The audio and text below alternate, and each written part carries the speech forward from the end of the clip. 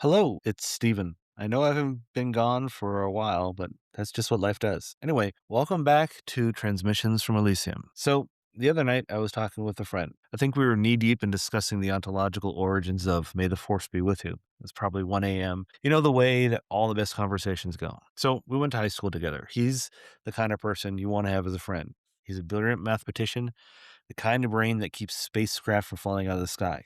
Literally, he's a rocket scientist. He's even won awards for it. This is in a field where being wrong kills people. And we're sitting there, and he tells me he feels like he's falling behind. He's not a millionaire. He's not doing anything particularly public. Can't in that line of work. He's looked at his career, at the actual real things he's done, and he said, I don't know, man. It feels like I'm just missing something. Like I can't keep competing. And the thing is, I feel it too.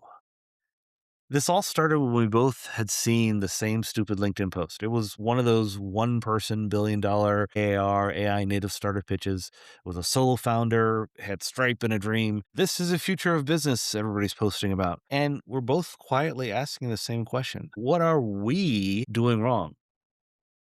So if I'm sitting here with a guy who literally keeps rockets in the sky and he feels like he's losing to an overinflated LinkedIn humble brag, something is very wrong with the scoreboard. So let's talk about that.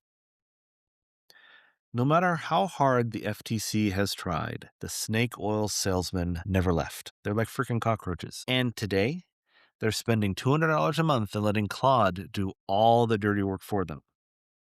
So imagine this. You're dying of the croup back in the gold rush, San Francisco.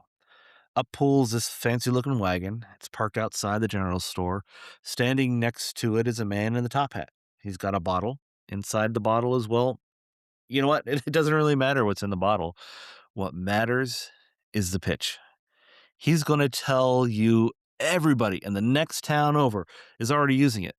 He's going to tell you that it's only available today because you know what? Tomorrow he's moving on. He's going to tell you he's a doctor.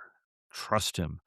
And he's going to point out 3 or 4 people in the crowd who are already smiling and nodding because, he's paid them to be there that morning.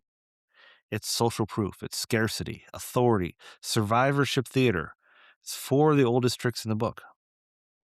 Now, let's fast forward to modern times. Thousands of founders are already building with us, the lovable and Replit. It's that social proof.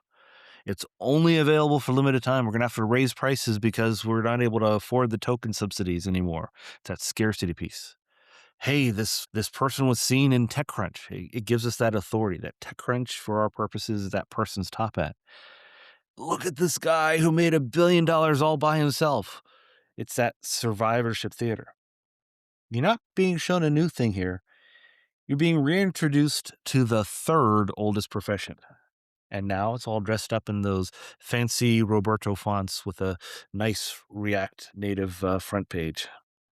The $1 billion ARR, one person AI native pitch is designed. And I mean, it's designed with intention by people who have studied this for tens of thousands of years to make you feel like you're already losing. That's the product. The feeling is the product. The bottle is empty. The bottle has always been empty. What you are buying is that vibration in your chest that says, hey, not me. You talk about vibe coding. This is vibe selling. It's the original. That's the whole play. And it's being usurped by these AI mythicists out there with astonishing success. So let's do a little thought experiment. You have a service you're selling. You're running at 0.001 error rate. That is phenomenal. That's a great error rate. That is bragging at a TED Talk error rate.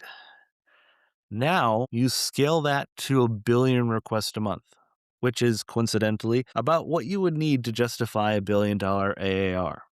In case you didn't know the acronym, ARR is annual recurring revenue. It's how much expected revenue you're projecting to get from all the subs. It's another smoke and mirrors number, to be honest.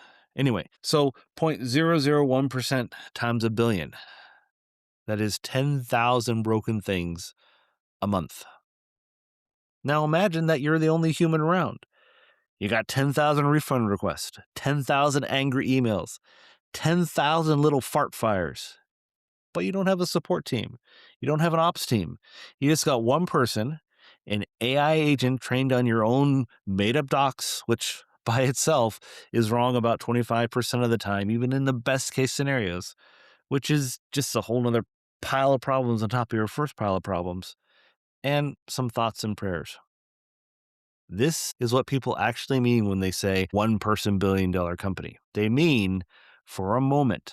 They mean a scaffolding holds up maybe for a few days, just enough to get that striped screenshot of $1 billion AAR from all those free trial accounts. Maybe two. Maybe the first cancellation wave, before the first AI outage upstream that causes your API to fail, before the first compliance letter, and definitely before the first lawsuit or the first Reddit thread with 10,000 angry comments. The edge case paradox is this: rare failures are only rare until you scale. The moment you scale, the tail of the distribution becomes the distribution. What was a rounding error before becomes your full-time job and then your whole life.